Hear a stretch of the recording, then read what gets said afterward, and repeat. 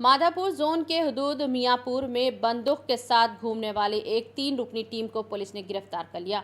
Police ने इनके कब्जे से एक तफाचा, एक पिस्तौल, 2 मैगजीन, 13 कारतूस, 6 मोबाइल फोन्स, एक एक्टिवा गाड़ी और कार को जब्त कर लिया, जबकि एक शख्स मफरूर बताया गया है।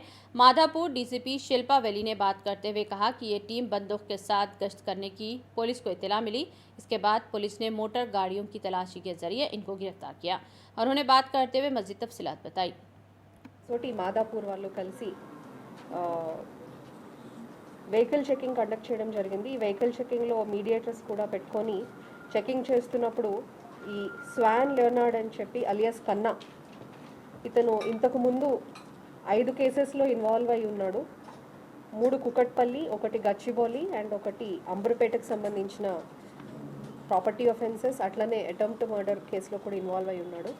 ఇతని దగ్గర నుంచి ఇతన్ని వెహికల్ చెకింగ్ అప్పుడు వెరిఫై చేస్తున్నప్పుడు ఇతని దగ్గర ఒక తపంచా అండ్ 9 బుల్లెట్స్ దొరకడం జరిగింది।